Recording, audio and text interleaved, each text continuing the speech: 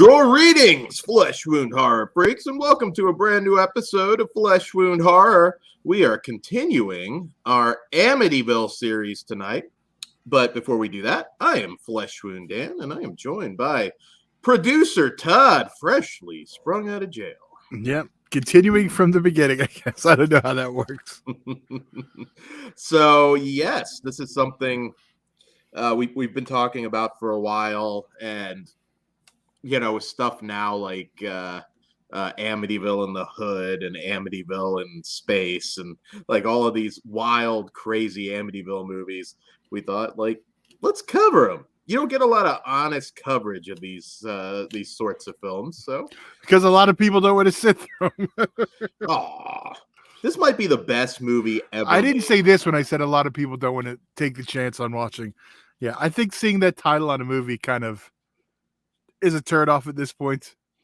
Yeah, they've there is a shocking amount, and that's why I kind of call this the never ending series, because there's no end in sight for Amityville. You can't own it, so it's gonna Amityville's Amityville. All right, so on that note, tonight is a pretty recent one, and that is Amityville Uprising from writer-director Thomas J. Churchill. And in this film, a chemical blast at a military base sets off a supernatural disaster in this tense action horror thriller. As Sergeant Dash tries to keep the peace at the local police station, the explosion unleashes a toxic acid rain, wonder where they got that dissolves the flesh of anyone trapped in it. Even worse, it causes the dead to rise again and attack the living. Can Dash and fellow officer Nina Rossi figure out who is friend and foe, fend off the attacks, and defend their colleagues until the savage cataclysm subsides? All right, so I will say, for anybody that is newer to the channel, these sorts of movies I do factor in and rate on a kind of a scale, the B movie scale. Some of us have a tolerance for those types of movies. Some of us do not. I do. I've often said back in the day, pre-Sharknado, pre-CG Shark Mania, Asylum made some pretty good B movies. Nothing to write home about, but they knew how to make an entertaining B movie. So. Amityville. You're going way off base. I know. But that's my scale. I'm just explaining that. I'm not. Dan makes it up as he goes. He's just telling you something to sound pretty when he gives this like a 5. Wow, you're predicting something high. All right, so we'll get right into it. I'll stop my jaw-jacking. So what I thought was really funny going into this movie, this director has already done 2 other Amityville movies, Amityville Moon, which is a werewolf film, and Amityville Harvest. So this guy's kind of an Amityville vet. One thing that I will say off the bat is kind of a plus. At least this takes place in Amityville. There have been some Amityville movies that had nothing to do with Amityville, and it was just as shameless as shoving it on a box art to sell more DVDs. It does take place there. This is kind of, I guess if I would pitch it, it would be like an Asylum version of Assault on Precinct 13 with zombies. If that's kind of the selling point. Oh God, you already made it sound better than it is. If you want Assault on Precinct 13 with zombies, you could just watch the new Resident Evil movie. I didn't say it was that good. Okay, I'm just saying. If that's what you want. That's the pitch. Well, I'll start with the good. I will start with the good. I think this does a pretty good job of establishing its characters. Now, that's kind of a double-edged sword because it's a good 40-45 minutes until we really get into the heavy horror aspects of this. I know who everybody was. There's some spotty acting, but the main actors are actually pretty solid. We kind of had Nina Rossi, who's like a female Tackleberry kind of character that I wish had done more, quite frankly. But I like the characters. It held me and for 45 minutes or so to getting to the action, that's a little dangerous. But I was I was at least interested in the characters. Having said that, there's a lot of bad here. I'm not gonna lie. We do kick things off with an Atari level explosion in the opening credits, CGI rain, and all of that not so good stuff. And I will say, once we do get to the action, there is some practical effects. There's some face ripping and skin being peeled off an arm. Couple cool little bits. This is a low budget movie, but it does an okay job. The problem is once you get to the action, things kind of also wrap up really quickly. I felt with this movie, like it's not a definitive ending.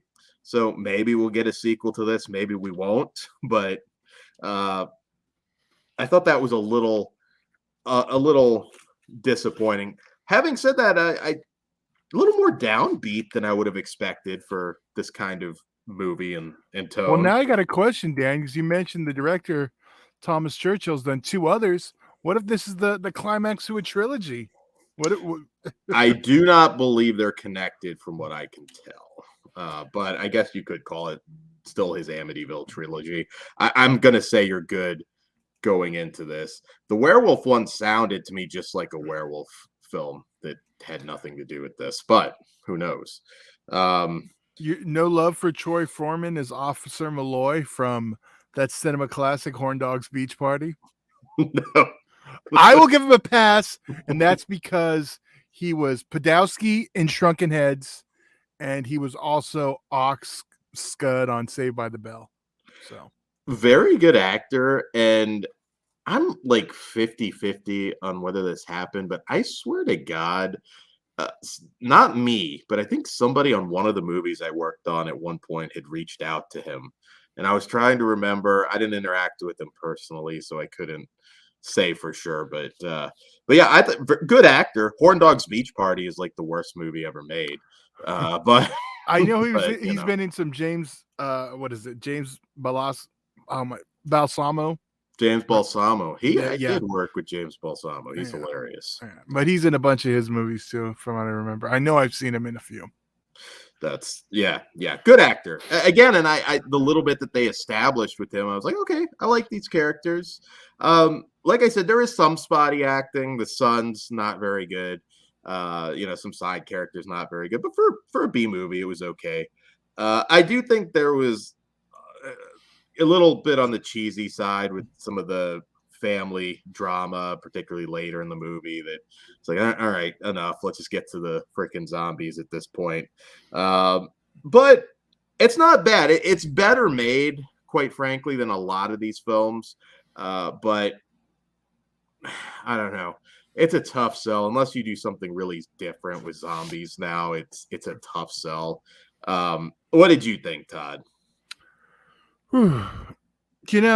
When you pitched this series, I knew I wasn't going to have a good time with it. You never know. Be positive, Todd. This might be your number Dan, one. Your track record has not been the greatest. When you just get Amityville. full. When you get the book, I'm scared. So Amityville in the Hood is going to make it all better. You're going to watch that. That may. It was all right. I didn't hate it. Like the issues you mentioned, it taking a while to get going, but it did give us the character development. It's just that like you mentioned, the ending altogether didn't work for me. I'll probably never watch it again, but I'm not mad at you, Dan, that I watched it. I'm sure that will happen in other installments. Amityville Car Wash. If that's one of them, we got to get Kruger on. That I feel has got to be in Bikini already. Bloodbath Amityville Car Wash. Done.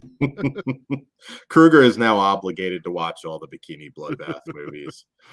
Just has to. We need a I don't know, like an 8-hour watch along where he has to sit and watch I'm them pretty all. sure he's going to be cussing in these comments, by the way. Yeah, it's perfectly solid entertainment. I mean, do you need to watch it? No. But I do think it's above average quality wise because I have seen some real shit pickles that have used the Amityville name, and I don't think this does anything. I don't think it does anything horrible. The entertaining moments are kind of there. I wish it packed a little more punch in the finale. But you can probably always say that about this type of movie. But you did make a good point about Asylum. When Asylum is on, they make pretty entertaining movies. I remember like Rise of the Zombies had but that did have some wretched CG. But when things got going, it was actually quite entertaining. Yeah. I Am Omega, another one. Mark Dacascos, that one's actually entertaining. Not going to blow your mind, but entertaining. This isn't that level, but it's competently made. And, if you're a zombie aficionado, you may find something to like. But being realistic with it, it's just slightly above average. We'll have to send this to our zombie expert, Chris, and see what he says. I have a Yeah. feeling he'd be mad at you. Yeah, you never know. Chris is surprises you once in a while. He liked Co-Ed and the Zombie Stoner, which would Yeah, but not I strike get me as that. I can get that. Beyond the nudity, it's a really fun movie. So I can see that. This Yeah. I don't. Okay. Yeah, I don't disagree with you on this one. I wouldn't bother. But yeah, you don't need to watch it, but if you do, you could do worse. And honestly, if they made a sequel, I'd probably give it a watch for this. I'll see where things go because, like I said, it's not a definitive ending or anything. All right, let's go ahead and just rate this one, Todd. Again, on a scale, it's above average, not much above average. If it had a little more punch at the end, I would have gone higher, but I'm a 3. It is above average for a C-level production. And there are moments where it actually flirts with being something more, but it doesn't quite get there. How about you, Todd? Well, I'm not going to give a 10-minute dissertation on the way I rate things. I'll Go just say it fuck like yourself, this. Todd. I'm not done. Now I I'm going to rate start talking about the cinematography. okay, where's the mute button? I rate them on my level of enjoyment. So I'm in the middle on this one. I give it a 2.5. I'm not mad I watched it, but I'll never watch it again. Yeah, it's a one-time watch. I'll definitely give you that. All right. So if you like this, be sure to stay tuned. We will have more Amityville one-offs sprinkled throughout the coming year. And be sure to make that plural. years. If Todd gets tired, we might take like a decade break. We never know. Then we have like 5 times as many to do. No. That is true. You should just knock them out once in a while. But we'll have some similar shows like this. And on that note, be sure to check out all of our Oscar shows. They're really, really good, and I think you'll enjoy them. And patreon.com/fleshwoundfeatures. It all starts at just $1, and you help support us. And there's a lot of exclusive original content. That's all I've got. So good night.